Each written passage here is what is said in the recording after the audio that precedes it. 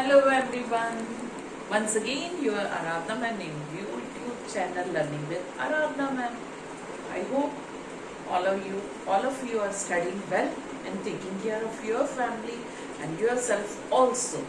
Okay, as you are familiar, we were discussing the topic from the 11th standard political science. And very first part of this chapter I have already uploaded. And today is the second and the concluding part of the chapter election and representation.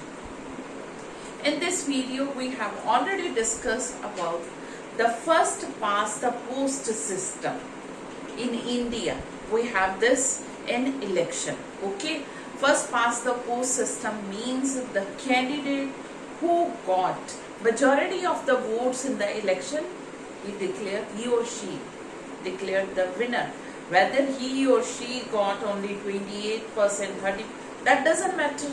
That doesn't matter. Who got the highest votes, majority of the votes, that candidate is declared the winner.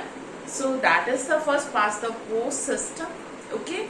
Then we have discussed about the proportional representation, which is in the Israel, Netherlands, and its variant in other countries also. In that system we have discussed what each and every candidate get percentage, some percentage of seats, share of seat according to the percentage of the votes.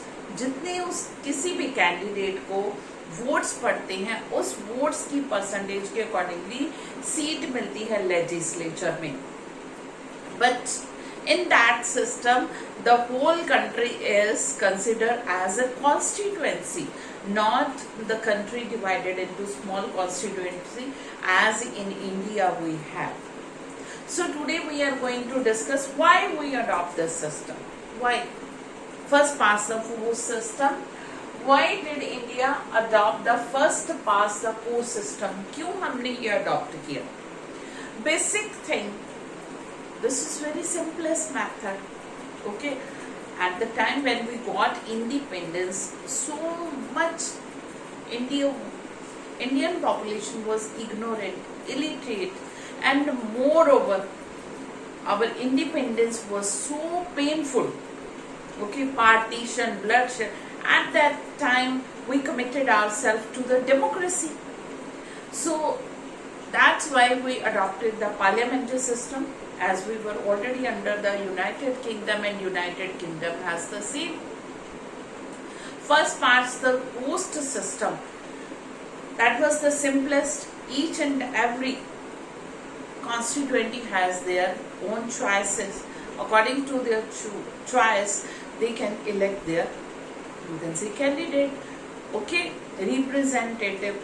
और ये जिसको हम लोग simply कह सकते हैं, बड़ी जल्दी इजीली सबको समझ आ जाता है कि इसको ज़्यादा वोट मिले हैं, ये विनर है, कैसे है. सो इसीलिए हम लोग ने अडॉप्ट किया. Geographically we were, India is a subcontinent. ठीक है, सब कॉन्टिनेंट की तरह है इंडिया. डायरेक्शन कितना आपको पता ही है, वेस्ट गुजरात से लेकर और अरुणाचल प्रदेश तक इतनी वर्सैलिटी है. ठीक है, इतनी ज़्यादा वर्सैलिटी है इंडिया में.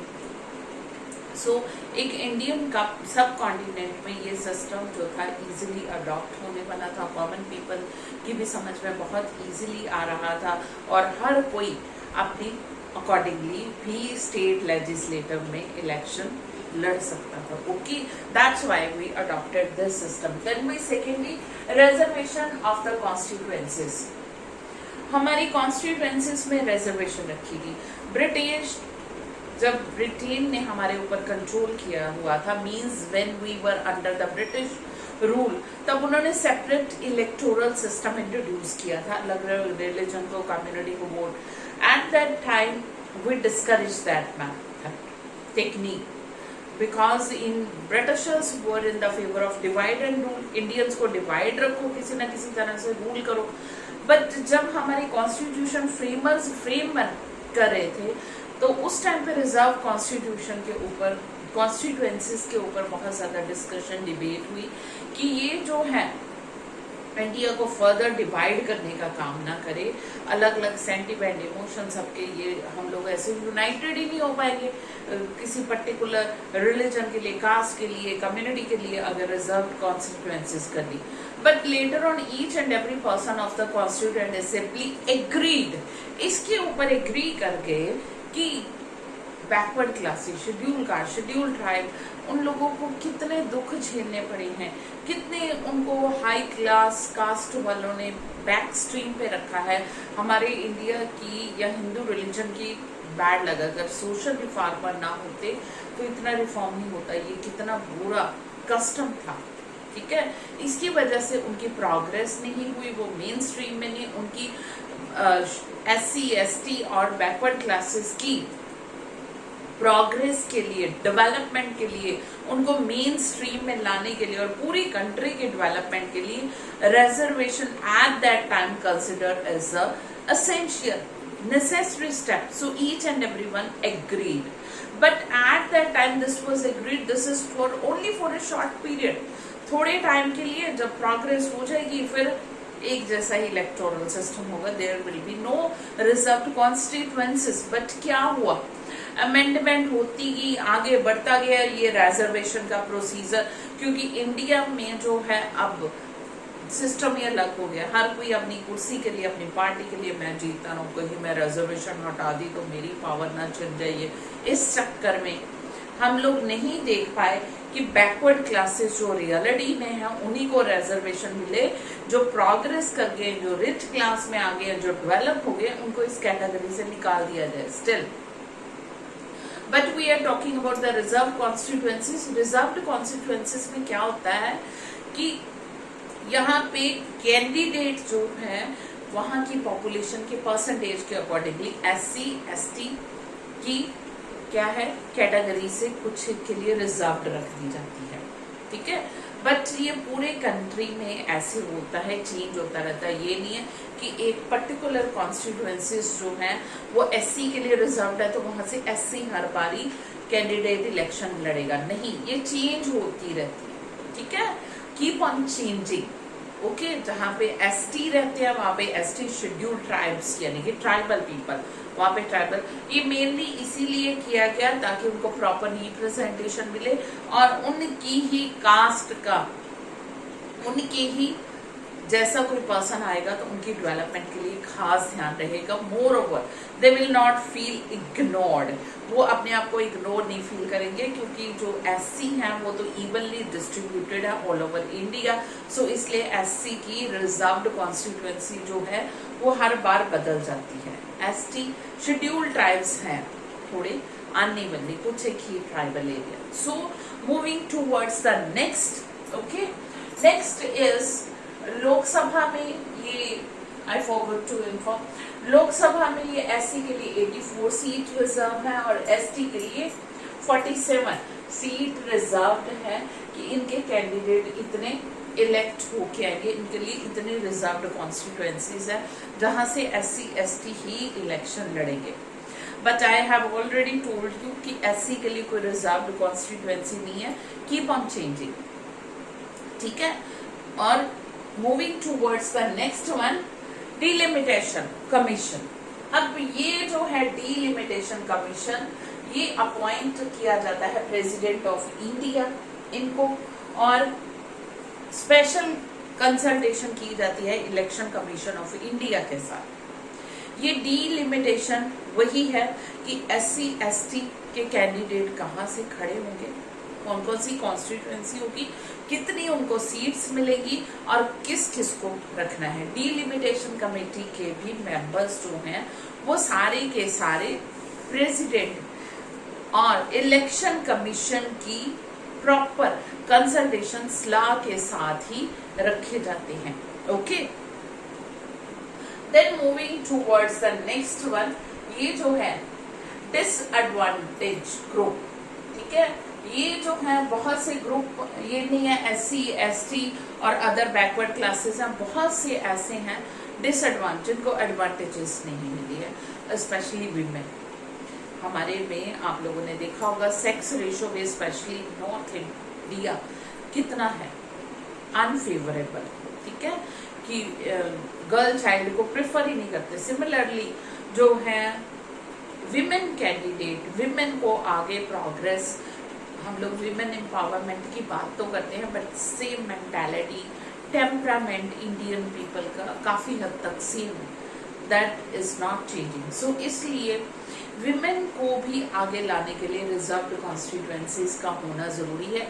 एक ठीक है एमसी के इलेक्शन में अब स्टार्ट हुआ है, बट ये जो है कितने सालों से पेंडिंग पड़ा है, मोर ओवर 30 ईयर्स से बिल, कि women 1/3 at least women reserved constituencies होनी चाहिए, विमेन कैंडिडेट होना चाहिए, बट अनफॉर्चुनेटली ये अभी तक पास नहीं हुआ। किसी पार्टी ने नहीं, कितनी पार्टियां आई, कितनी सरकारें आई, कितनी गई, बट किसी ने भी विमेन की रिजर्व्ड कॉन्स्टिट्यूएंसीज की तरफ ध्यान नहीं दिया और ना ही ये बिल को पास किया है।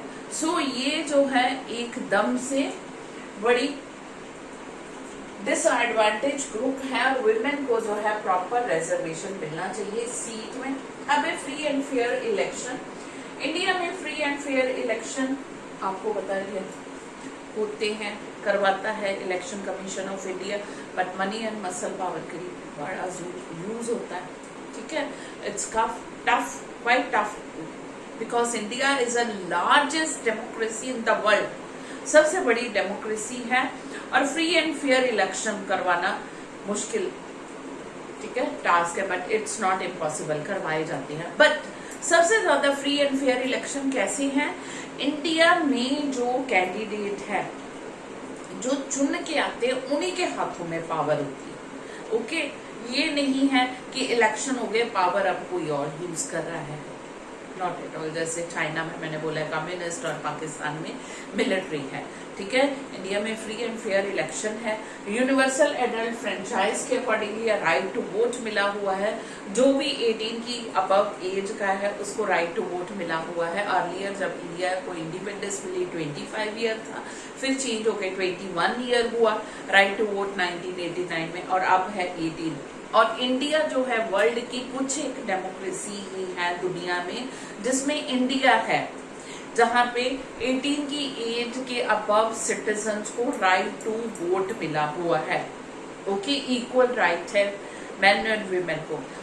यू आर फेमिलियर कि बहुत सी डेमोक्रेसीज वर्ल्ड की ऐसी हैं जहां पे 1950s में आके जब इंडिया को इंडिपेंडेंस मिली है तभी मिला है विमेन को वोट का राइट। तो इंडिया ने राइट फ्रॉम द बिगिनिंग, जब हमने डेमोक्रेसी अडॉप्ट की है, सबको इक्वल मिला है right to vote, each and every citizen को। We are lucky, true sense में ट्रू स्पिरिट ऑफ डेमोक्रेसी है इंडिया में, दिस प्रूव। और फ्री एंड फेयर इलेक्शन होते हैं। इलेक्शन के बाद जो लूजिंग पार्टी है, चाहे जितनी मर्जी पावर में रही हो पहले, कामली पीसफुली अपनी पावर छोड़ती और दूसरे के हैंड ओवर करती और किसी का कोई इंटरफेरेंस नहीं होता है इसमें। Moving towards the next one, independence election commission. Okay, India में इंडिपेंडेंट इलेक्शन कमीशन है।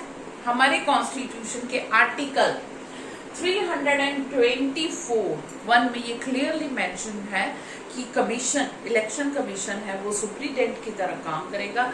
कोई भी इलेक्शन हो रही है, चाहे एमपी के, प्राइम मिनिस्टर के, मिनिस्टर के, पार्लियामेंट के यानी कि वाइस प्रेसिडेंट के, प्रेसिडेंट के, कोई भी इलेक्शन है, इलेक्शन कमीशन उसकी पूरी की पूरी इन्वेस्टिगेशन करेगा, पूरा का पूरा ध्यान देगा, उसको ऑब्जर्व करेगा।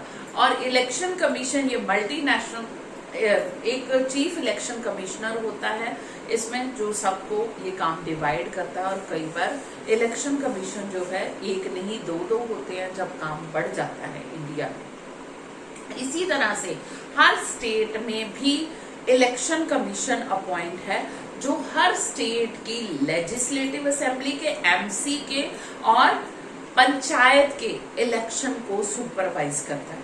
Getting my thing, freely election हो सके, कोई भी फेक वोटिंग, कोई भी पावर को मिसयूज ना करे, कुछ गलत ना हो, डेमोक्रेटिक स्पिरिट से इलेक्शन हो, स्टेट इलेक्शन कमीशन ये देखता है। ठीक है, एक तो सेंटर में हो गया इलेक्शन कमीशन, हमारे इंडिया का आपको बताइए इस टाइम पे chief election commissioner Sushil Chandra, और इसी तरह से बाकी ये इलेक्शन कमीशन टोटली इंडिपेंडेंट है, ना प्राइम मिनिस्टर, ना प्रेसिडेंट, ना किसी हाई अथॉरिटी के अंडर रह के काम करे। हाँ, इसकी अपॉइंटमेंट जरूर प्रेसिडेंट करता है with the consultation of the prime minister, but ये भी आवाज उठ रही है कि उसकी अपॉइंटमेंट का मेथड भी अलग होना चाहिए।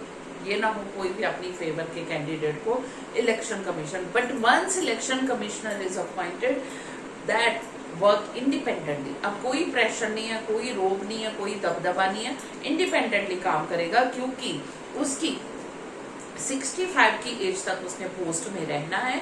इस दौरान अगर कोई उसको हटाना चाहे नहीं हटा सकता, उसके लिए सीरियस एलिगेशन, कुछ प्रूफ होने चाहिए कि वो कॉन्स्टिट्यूशन के अगेंस्ट काम कर रहा है, वायलेट कर रहा है कॉन्स्टिट्यूशन को, पावर को मिसयूज कर रहा है, ब्रेव जो भी है, ठीक है। लॉन्ग प्रोसीजर है इम्पीचमेंट का, जैसे प्रेसिडेंट ऑफ इंडिया का है रिमूव करने का, या जजेस ऑफ सुप्रीम कोर्ट और हाई कोर्ट, ओके। इसी तरह से इलेक्शन कमीशन को रिमूव किया जाता है through the procedure of impeachment, but it's quite difficult. So election commission जो है वो इंडिपेंडेंटली इसीलिए काम करता है क्योंकि उसको हटाना इजी नहीं है, ओके। सो ये पूरी रिस्पॉन्सिबिलिटी है इलेक्शन कमीशन के शोल्डर्स के ऊपर आ जाती है इलेक्शंस करवाने की, ओके। इलेक्शन कमीशन जो है राइट फ्रॉम द बिगिनिंग पहले जो है वोटर की लिस्ट अपडेट करते रहते हैं। जब भी इलेक्शन होने होते हैं उससे 6 मंथ बिफोर वोटर्स की लिस्ट को अपडेट करते हैं। जो भी 18 की एज के हो चुके हैं उनको वोटर लिस्ट में ऐड करना, और जिनकी डेथ हो गई है उनको वोटर लिस्ट से रिमूव करना। फिर अनाउंसमेंट ऑफ द डेट्स, ये भी इलेक्शन कमीशन करता है। इलेक्शन की डेट चाहे पूरे इंडिया के हो या स्टेट वाइज इलेक्शन हो, इलेक्शन कमीशन जो है वो डेट्स अनाउंस करता है। डेट्स अनाउंस करने के साथ ही वो कैंडिडेट्स जो है नॉमिनेशन फॉर्म, उनकी स्क्रूटनी, फिर डिफरेंट पॉलिटिकल पार्टी को सिंबल देना, इलेक्शन फ्री एंड फेयर हो, जैसे भी गाइडलाइन जो भी रूल रेगुलेशन इलेक्शन कमीशन ने फिक्स किए हैं उसको each and every party is following. नहीं फॉलो कर रही तो उसके अगेंस्ट एक्शन लेने का इलेक्शन कमीशन को पूरा राइट है। ये हमारे कॉन्स्टिट्यूशन में क्लियरली मेंशन्ड है। बट इतने सब कुछ होने के बावजूद भी इंडियन डेमोक्रेटिक सिस्टम में बहुत से ड्रॉबैक्स हैं, ओके। बहुत सी कमियां हैं जो बार बार इलेक्टोरल रिफॉर्म्स की बात उठती रहती है, ठीक है। इसमें से कुछ हैं which I am going to discuss right now. Change the first past the post system, ठीक है। ये कुछ कह रहे हैं कि कुछ एक जो है 25%, 26 या 27% ही वोट लेके या 28% ही वोट लेके जीत जाते हैं, बाकी इतनी सारी वोट्स वेस्ट गई। सो इसलिए बहुत से जो हैं इंडियंस अब इस फेवर में हैं कि प्रोपोर्शनल रिप्रेजेंटेशन या इसको कोई वेरिएंट ही सिस्टम होना चाहिए, क्योंकि प्रोपोर्शनल रिप्रेजेंटेशन में आई हैव टोल्ड यू कि ईच एंड एवरी पार्टी को उसके कैंडिडेट जो है मिनिस्ट्री में आते हैं, गवर्नमेंट में आते हैं according to the percentage of vote they got in the election. जितने भी परसेंटेज वोट उनको मिलती है, जितने भी परसेंटेज की, ठीक है, चाहे 3% हो, चाहे 10% हो, चाहे 20% हो, चाहे 25%, जितने भी वोट, ये नहीं है कि 25 या 28 वाले ने या 30% वाले ने या 40% वाला जो मैक्सिमम वोट लिया बाकी 60% वेस्ट गई, not at all. Each and every party, ठीक है, को यहाँ पे प्रोपोर्शनल रिप्रेजेंटेशन में चांस मिलता है अपने कैंडिडेट्स को वो अपने नॉमिनीज जो भी उन्होंने बनाई हुई है लिस्ट उसमें से फाइनलाइज करके भेजे गवर्नमेंट में या मिनिस्ट्री में, ठीक है, ये है। और हर पार्टी को इसमें चांस मिलेगा, किसी एक पार्टी का रोब दबदबा ऐसे नहीं आएगा कि एक बार पावर में आ गई तो, क्योंकि ये एक तरह से कोalition गवर्नमेंट ही हो जाती है, क्योंकि हर पार्टियां इसमें हो जाती है, ठीक है। But first pass the post system में हमने जब अडॉप्ट किया था, यहाँ पे मैंने डिटेल पे नहीं स्टार्टिंग में बताया, क्योंकि इंग्लैंड में दो ही पार्टी है, conservative party and labour party, दो स्ट्रॉन्ग पार्टी और वही, ओके।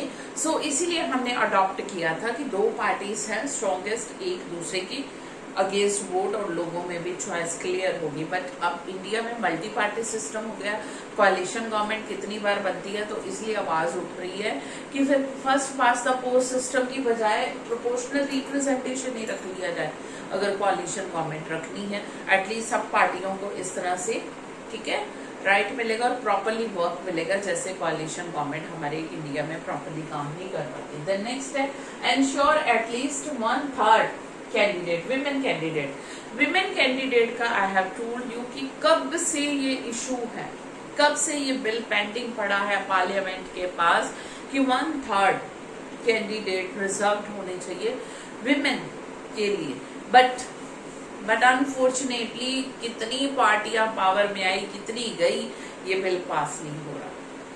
विमेन एम्पावरमेंट की आई हैव टोल्ड यू, हम बात तो करते हैं बट रियलिटी में टेम्परामेंट माइंड सेट वही है।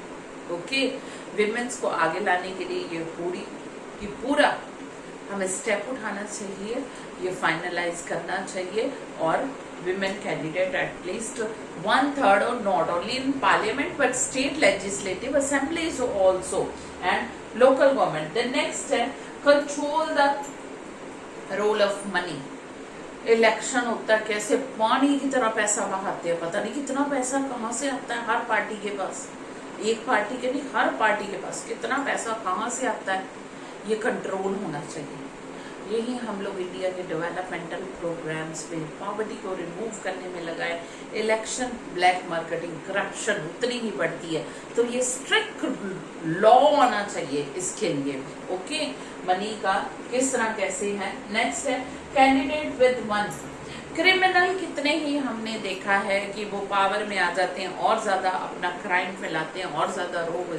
अब ये स्ट्रिक्ट लॉ बनना चाहिए कि जिनके अगेंस्ट क्राइम ओके कोर्ट में चल रहा है, पेंडिंग पड़े हुए हैं, वो इलेक्शन नहीं लड़ सकते कोई भी क्रिमिनल। इसके लिए स्ट्रिक्ट रोल, ठीक है, लॉ बनना चाहिए ताकि जितने भी क्राइम है वो भी कम होंगे और जितने भी क्रिमिनल है वो पॉलिटिक्स में नहीं आने की सोचेंगे।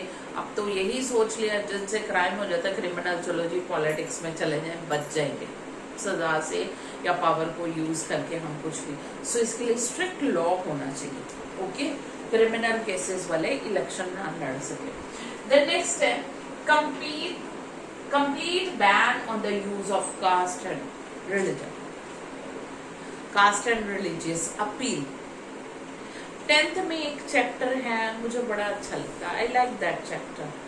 वहां पे बड़ा क्लियरली मेंशन किया हुआ है कि इंडिया में जो है वोट या वर्ल्ड में भी समझ लो धर्म के नाम पे दंगे फसाद हो रही है, लड़ाइयाँ। अभी I don't want to discuss here Israel and फिलिस्तीन, पैलेस्टाइन एंड इजराइल का क्या कास्ट को लेकर, रिलीजन को लेकर, इंडिया में नहीं all over the world. But reality में दो ही धर्म है, रिच एंड पुअर। आपका अपना सगा relative near and dear ones भी बहुत रियर केस हैं कि गरीब को भी गले लगाते हैं, otherwise rich likes to okay have relation with the rich and poor जो है, चाहे वो आपके सगे ही हैं गरीब, उनको एक साइड पे कर दिया जाता है। यही हाल हमारे पॉलिटिक्स का है इंडिया में।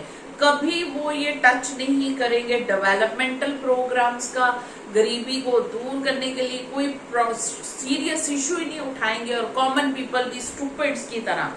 आई must say common Indians are also responsible. Caste और रिलीजन के नाम पे वोट कास्ट करते हैं, ये हमारे धर्म का लीडर है, ये हमारी कास्ट का रिलीजन है, हमारे धर्म की बात कर रहे हैं, ये हमारी कास्ट की बात कर रहे हैं। Never think about the developmental program, never think about the development of the country and never think about the development of ourselves. Reality में जनरल प्रॉब्लम जो है पॉवर्टी की, जो हमारे घरों की प्रॉब्लम है, सबकी सेम है, चाहे किसी भी धर्म से बिलोंग करते हो। गरीब की प्रॉब्लम हर गरीब की सेम है, चाहे वो किसी भी धर्म का हो, किसी भी कास्ट का हो। अमीरों की प्रॉब्लम सबकी सेम है, चाहे वो किसी भी धर्म का हो, चाहे किसी भी कास्ट का हो। ये पॉलिटिशियन बेवकूफ उल्लू बनाते हैं, हम लोग बेवकूफ उल्लू स्टूपिड बनते हैं धर्म और कास्ट के नाम पे। सो स्ट्रिक्ट लॉ ये बनना चाहिए कि ये स्टूपिड जो बनाते हैं, इग्नोरेंट, कितने ही इलिटरेट, इग्नोरेंट, अनअवेयर या foolish we can say, emotionally weak person उनके ट्रैप में फंस जाते हैं जब भी वो धर्म और कास्ट की नाम लेते हैं। सो स्ट्रिक्ट लॉ बनना चाहिए कि कोई भी कैंडिडेट जो है वो will never appeal on the name of the caste and religion. They will not use their caste and religion. Law to regulate the functioning of the political parties. Political parties की functioning ही नहीं regulate है। 10th में भी आप लोगों ने पढ़ा है कि उनके कैंडिडेट कितने हैं, उनके वॉलंटियर कितने हैं, किसी की कोई लिस्ट नहीं है उनके पास, कितने सालों से वो काम कर रहे हैं, क्या है, मतलब इंटरनल डेमोक्रेसी नहीं है। इलेक्शन ही नहीं पॉलिटिकल पार्टी के, प्रेसिडेंट है, चलो जी ये है तो यही बनेगा। इतने कैपेबल पर्सन हर पार्टी में बैठे हैं, but internally her political party में भी बहुत करप्शन है, money and muscle power use हो रहा है। सो पहले पॉलिटिकल पार्टीज रिफॉर्म होगी तो ही इंडिया की पॉलिटिक्स रिफॉर्म होगी। पार्टीज के अंदर ही नहीं डेमोक्रेसी है। I don't want to name here, इतने स्कॉलर बैठे हुए हैं, ठीक है, पर्टिकुलर पार्टी में, बट एक ही खानदान के, चाहे वो इंटेलिजेंट नहीं है, ये कहाँ की डेमोक्रेसी है। But anyhow, without having any discussion, debate on particular thing, move to the chapter, ठीक है। सो ये कुछ एक जो है रिफॉर्म्स बहुत ज्यादा जरूरी है। ट्रू सेंस में आगे तब हम बढ़ पाएंगे, but India is living in a democratic, we all are living in a democratic country and we are enjoying the democracy. We are lucky, okay, to have such democracy, and now we have very much the spirit of democracy also. So ये spirit जो है democracy का इतना ज्यादा develop हो रहा है, तो यही होप की जा रही है कि जो ये रिफॉर्म्स हैं ये जल्दी हो जाएंगे, ठीक है। With hope I am ending my topic here, okay. Still you have any problem, send me your problem in comment section. That's all from your Aradhna ma'am. But before leaving, again want to remind you, please subscribe, like and share my channel to all learning with Aradhna ma'am. That's all from Aradhna ma'am.